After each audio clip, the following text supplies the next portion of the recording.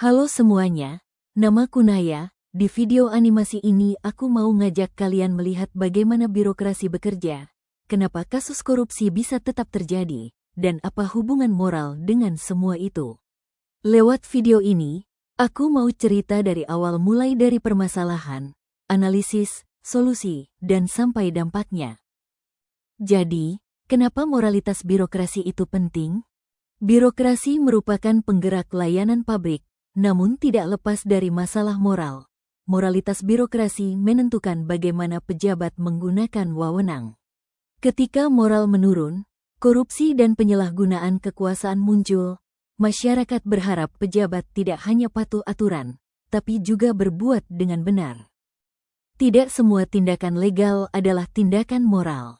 Benar dalam moralitas birokrasi berarti mempertimbangkan keadilan dan dampaknya. Sekarang, masyarakat makin kritis.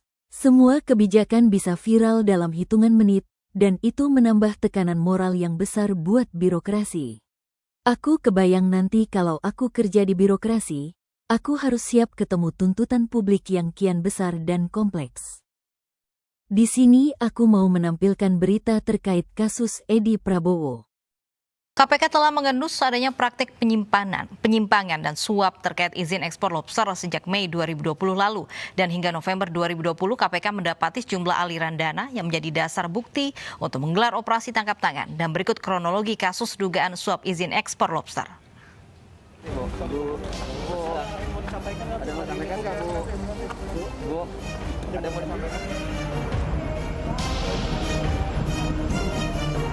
Komisi Pemberantasan Korupsi menguak praktik kotor suap izin ekspor lobster yang menyeret Menteri Kelautan dan Perikanan Edi Prabowo dan sejumlah tersangka lainnya.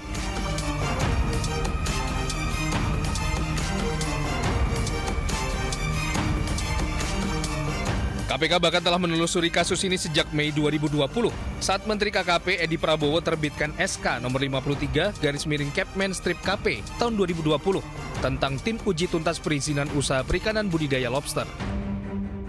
Saat itu Edi Prabowo menunjuk Andrew Pribadi Misata dan Safri selaku ketua dan wakil ketua tim uji.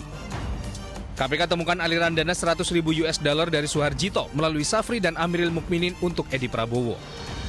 Selanjutnya pada Agustus 2020, KPK temukan aliran dana Rp436 juta dari staf istri Edi, Ainul Fakih, kepada Safri dan Andrew Pribadi. Pada Oktober 2020, Direktur PT Dua Putra Perkasa, Suharjito, bertemu dengan Safri di kantor KKP. Saat itu Safri mensyaratkan ekspor hanya melalui PT Aero Citra Cargo dengan biaya Rp1.800 per ekor. Syarat ini sesuai kesepakatan tim uji dengan Amiril Mukminin dan Siswadi sebagai perusahaan pengiriman. KPK temukan total transaksi ekspor melalui PT ACK senilai Rp9,8 miliar. Pada 5 November 2020, KPK temukan bukti aliran dana sebesar Rp3,4 miliar ke rekening staf istri Edi Prabowo, Ainul Fakih. Selanjutnya pada 21 hingga 23 Oktober, KPK mendapat laporan transaksi keuangan yang melibatkan Edi Prabowo senilai Rp750 juta. Diduga dana ini digunakan Edi dan rombongan untuk berbelanja barang mewah saat lawatan di Amerika Serikat. Dan ujungnya 25 November dini hari, Edi Prabowo dan rombongan terjaring OTT KPK di Bandara Soekarno-Hatta, Tangerang, Banten, sesaat setelah mendarat usai lawatan dari Amerika Serikat. Tim Liputan iNews melaporkan.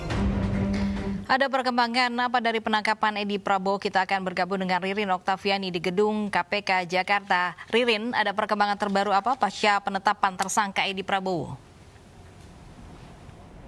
Lavi dan juga Davi, usai ditetapkan sebagai tersangka dalam perkara perizinan lobster, Menteri Kelautan dan juga Perikanan Edi Prabowo beserta dengan 4 tersangka lainnya yang sudah dilakukan penahanan oleh KPK telah menjalani rapid test. Dari hasil rapid test tersebut diketahui bahwa hasilnya negatif. Selanjutnya para tersangka kemudian menjalani isolasi mandiri selama 14 hari di gedung KPK.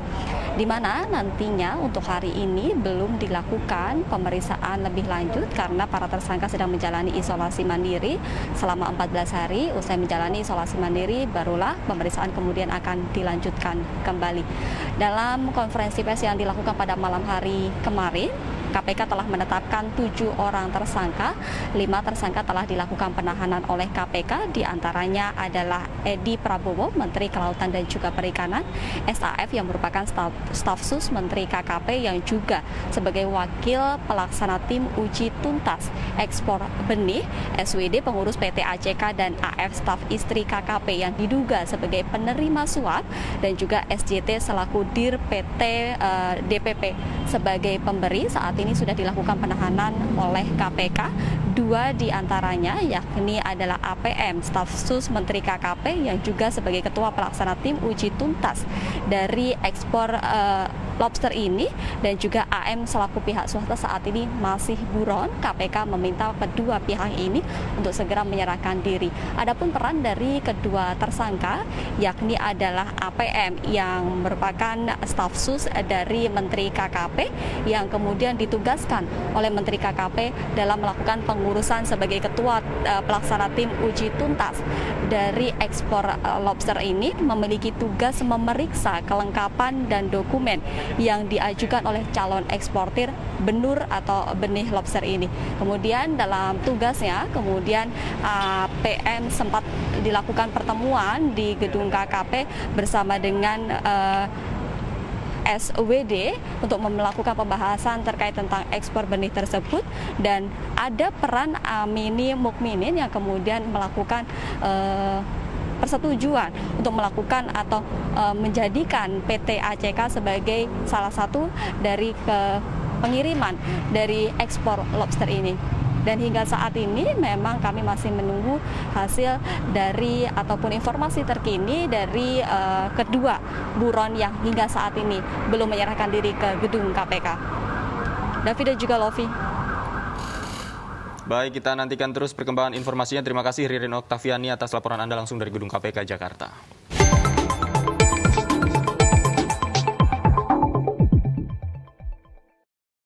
Dari analisis kasus ini dengan 4 dimensi akutabilitas dan 4-empatnya bermasalah, mulai dari proses administrasi yang gak transparan, aturan hukum yang dilanggar, keputusan politik yang diselewengkan, sampai nilai moral yang diabaikan.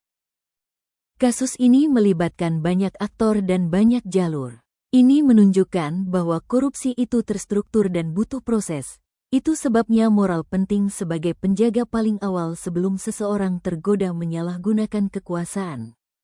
Seiring berjalannya waktu, birokrasi semakin sekular dan politik semakin keras. ASN berada dalam tekanan politik, tekanan publik, dan tekanan organisasi. Di tengah kondisi seperti itu, moral menjadi benteng terakhir. Tanpa moral, birokrasi akan runtuh. Solusinya adalah digitalisasi yang menyeluruh. Jika semua proses tercatat secara digital, maka ruang korupsi akan menyempit. AI bisa digunakan untuk mendeteksi pola penyimpangan sejak awal. Semakin transparan, semakin kecil peluang penyalahgunaannya, tapi teknologi saja tidak cukup. Birokrat harus punya integritas. Aku percaya pembinaan integritas itu harus dilakukan sejak dini. Sejak seseorang baru masuk ke ASN, integritas tidak bisa dibangun dalam sehari, tetapi harus dilatih terus-menerus. Checks and balance harus datang dari berbagai pihak. Dari media, masyarakat sipil, akademisi, bahkan dari pelapor internal. Pengawasan yang kuat adalah kunci agar kekuasaan tidak disalahgunakan. Aku membagi program implementasi dalam 5 tahun dimulai dari regulasi, pembentukan task force, hingga penerapan digital governance yang menyeluruh. Tahun kelima adalah puncaknya evaluasi besar-besaran untuk memastikan sistem benar-benar berjalan. Dalam 2 tahun pertama, aku memprediksi korupsi akan menurun secara signifikan. Kepercayaan publik bisa naik dari 50% menjadi sekitar 70%. Ini bukan angka yang pasti, tetapi estimasi yang realistis. Reformasi birokrasi merupakan proses perubahan yang tidak berlangsung secara instan. Dalam praktiknya, tanda-tanda awal reformasi umumnya mulai terlihat dalam 2 tahun pertama. Periode ini sering disebut sebagai fase adaptasi, ketika sistem lama dan sistem baru berjalan berdampingan dan perlahan mencari titik keseimbangan. Pada tahap ini, penerapan sistem digital serta penguatan pengawasan mulai mendorong perubahan nyata dalam proses administrasi. Proses yang sebelumnya manual, berlapis, dan sulit ditelusuri, secara bertahap beralih menjadi lebih terstruktur dan transparan. Ketika alur data menjadi lebih jelas dan mudah diawasi, ruang terjadinya manipulasi dan penyimpangan semakin menyempit.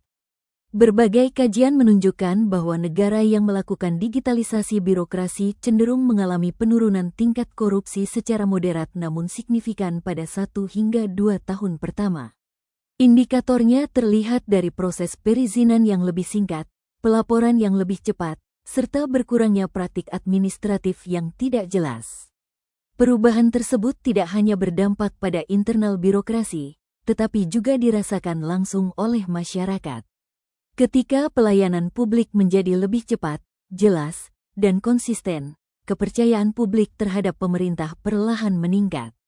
Kepercayaan ini memiliki peran yang sangat penting, karena tanpa kepercayaan, kebijakan yang baik sekalipun akan sulit diimplementasikan secara efektif. Sebaliknya, ketika masyarakat merasa dilibatkan dan dilayani secara adil, partisipasi serta dukungan terhadap program pemerintah akan semakin kuat. Jika melihat ke depan, reformasi birokrasi memiliki potensi untuk mengubah sistem pemerintahan secara lebih mendasar. Birokrasi di masa depan tidak lagi bergantung pada tumpukan dokumen fisik dan proses administratif yang berbelit.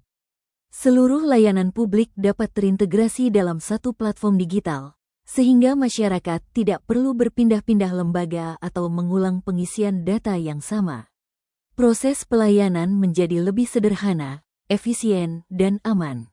Transformasi ini juga mengubah cara kerja aparatur sipil negara. Pengambilan keputusan tidak lagi didorong oleh kedekatan personal atau tekanan kepentingan tertentu, melainkan berbasis data, analisis, dan bukti yang dapat dipertanggungjawabkan.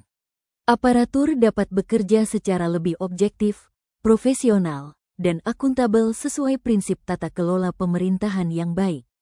Dalam konteks yang lebih luas, birokrasi yang matang secara digital juga mampu mempercepat pembangunan di berbagai sektor, seperti pendidikan dan kesehatan, serta meningkatkan respons pemerintah terhadap situasi darurat dan perubahan sosial. Namun demikian, reformasi birokrasi tidak hanya berkaitan dengan sistem dan teknologi. Pengalaman dalam menyusun mini proyek ini menunjukkan bahwa inti dari reformasi justru terletak pada moralitas birokrasi. Sistem yang baik dan teknologi yang canggih tidak akan menghasilkan perubahan nyata tanpa integritas dan komitmen aparatur yang menjalankannya.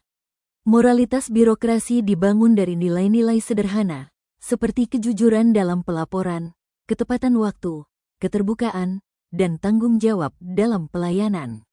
Ketika nilai-nilai tersebut diterapkan secara konsisten, birokrasi tidak hanya berfungsi sebagai mesin administratif, tetapi sebagai sarana pelayanan publik yang berorientasi pada kepentingan masyarakat.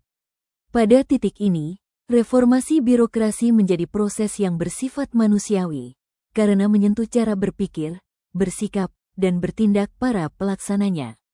Selain itu, keberlanjutan reformasi birokrasi menuntut adanya konsistensi kebijakan dan komitmen jangka panjang. Perubahan sistem tidak akan memberikan hasil optimal jika dijalankan secara parsial atau berganti arah dalam waktu singkat. Oleh karena itu, kesinambungan antara kebijakan, kelembagaan, dan penguatan kapasitas aparatur menjadi prasyarat penting agar reformasi benar-benar menghasilkan dampak nyata.